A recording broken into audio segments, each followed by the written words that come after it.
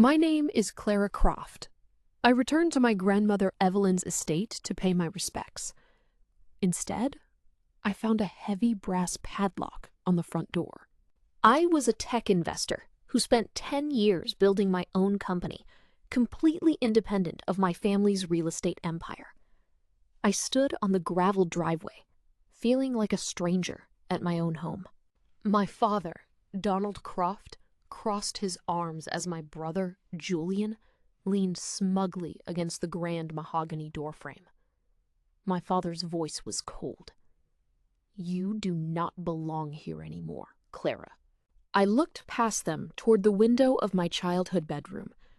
The handmade lace curtains my grandmother and I had sewn together were gone, replaced by heavy, sterile drapes.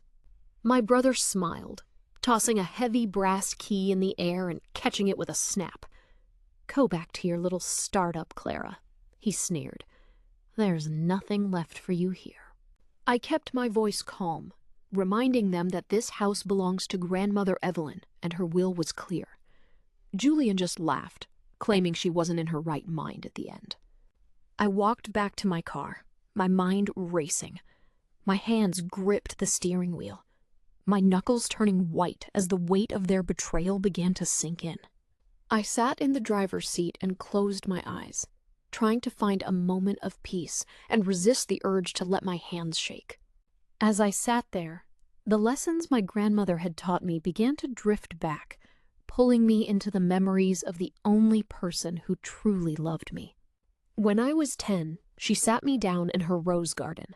She told me that true wealth is quiet, and greed is always loud. She looked at me with those twinkling eyes and told me that those who scream the loudest for power are usually the ones rotting from the inside. I held on to those memories like a shield, but that shield would eventually shatter 2 days later at her public memorial service. I arrived at the historic chapel, expecting a quiet afternoon of remembrance. A long line of polished black town cars framed the entrance, signaling the arrival of the city's elite. I was dressed in a simple black wool coat, appearing small and isolated against the flamboyant furs and designer suits of the guests. As I stepped into the foyer, my father stood before the gathered crowd. He pointed a finger at me, his voice projecting across the room. "There she is, the daughter who abandoned us." He claimed I had ignored my grandmother in her final days. Gasps rippled through the congregation, and faces I had known my entire life turned away from me in disgust. I stood frozen, my eyes wide with shock. I felt completely erased, a ghost in the very community my grandmother had helped build. Julian stepped forward onto the chapel terrace, carrying a metal fire pit. In his hand, he held a bundle of letters tied with a silk ribbon. I recognized the delicate, flowing handwriting instantly. They were the letters my grandmother had written to me over the years. "Let us burn the remnants of her lies," Julian said coldly. I rushed forward to save the letters, but 2 security guards grabbed my arms and dragged me away. I watched the delicate paper curl and blacken, the words of my grandmother turning to ash in the wind. Julian threw the letters into the flames, destroying the only pieces of her I had left. Julian leaned in close, wearing a dark, triumphant smirk. "Let us burn the remnants of her lies," he whispered. "You're a ghost now, Clara." The high society guests whispered and pointed as I was forced away. Julian simply stood there, watching the smoke rise. They threw me out into the pouring rain.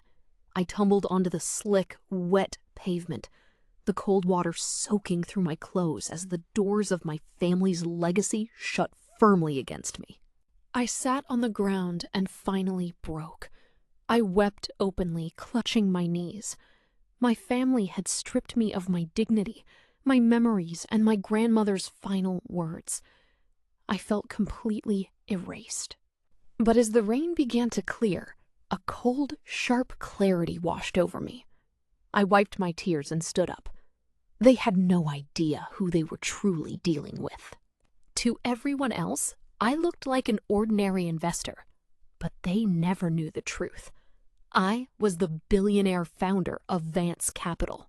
For the next 2 days, I gathered everything they thought I'd never find. I met with Arthur, a sympathetic former accountant who had been fired by my father for refusing to cook the books. He was the only one left who still valued the truth. Arthur handed me a thick leather binder, his hands trembling slightly. His voice was low. "Your brother has crossed a line, Clara. Much further than you realize." I looked at the documents, feeling a profound sense of sibling betrayal. My own brother had tried to ruin my financial life to save his own skin, using my name to guarantee his failing debts. Arthur pointed to the most damning evidence of all, the estate transfer. They hadn't just stolen my credit, they had stolen the roof over my head. I went to the county records office to see the proof for myself. The clerk slid the certified copy of the deed across the counter, and my heart sank. The house had been transferred into Julian's name just 3 days before grandmother passed away. The signature was an obvious forgery of her elegant handwriting. Julian walked into the office right then, flanked by his wealthy friends. He sneered when he saw me, his face twisting into a mask of cold calculation. Julian smirked. "You still don't get it, do you? You've already lost everything." I looked at him, my face a mask of calm determination. I questioned if I had the strength to destroy the Croft name entirely, but I knew I couldn't let his greed win. I turned and walked away without a word. I remembered grandmother's voice, reminding me that justice is a quiet river that eventually carves through the hardest stone. I drove straight to District Attorney Richard Vance. I laid out the financial documents, the identity theft records, and the forged deed on his mahogany desk. I even provided a Smart Hub audio recording I recovered from the estate's kitchen, which captured my father and brother openly discussing the forgery. The recording proved everything. Richard studied the evidence in silence. Then he looked up at me. "Clara, this is serious. Fraud, forgery, identity theft, and the proof is overwhelming." Richard sat back in his chair and folded his hands. For the first time since my grandmother's death, I felt like someone was finally listening. Richard told me the timing of the arrest was mine to decide. When he asked where I wanted justice served, I didn't hesitate. The answer came instantly. The Legacy Gala. The following evening was the annual Croft Legacy Gala. My father and brother planned to announce a massive bailout from Vance Capital. The grand ballroom was filled with crystal chandeliers and the city's elite. My father and Julian stood on the stage, smiling for the cameras, boasting about the next generation of the Croft legacy. I stepped into the ballroom, wearing a stunning, tailored emerald green gown. The room fell silent as I walked down the center aisle toward the stage, my head held high. I walked onto the stage and took the microphone from my father's hand. Then I faced the crowd.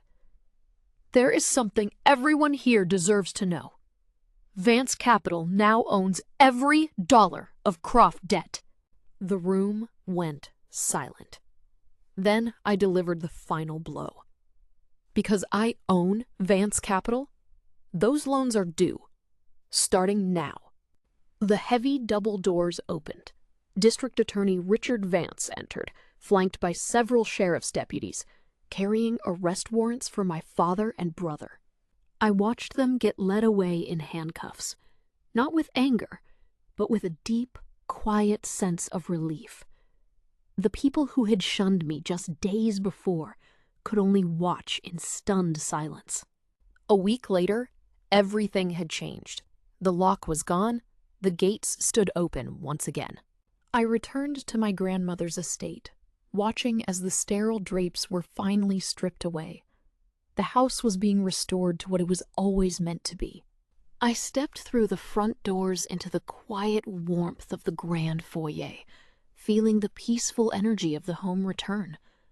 The shadows of my family's greed had finally lifted. I walked up to my childhood bedroom. In my pocket, I held a single letter from my grandmother that had survived because I had kept it in my purse during the fire at the chapel. I read the words slowly and smiled. Even now, her voice felt close enough to guide me. I pulled back the new lace curtains, letting the bright daylight spill into the room. The sterile drapes were gone, and the view of the estate was mine once more. I spent the afternoon in the garden, planting new rose bushes under the old oak trees. My hands were in the soil, grounding me back to the land and the lessons she taught me. I paused my work and looked up toward the canopy. A warm breeze caught my hair, and I felt a profound sense of belonging. The fight was finally over. For the first time in a long time, I felt at peace. Looking across the estate, I finally understood what my grandmother had been trying to teach me all those years. Real strength isn't about power. It's about standing your ground when everyone wants you to disappear.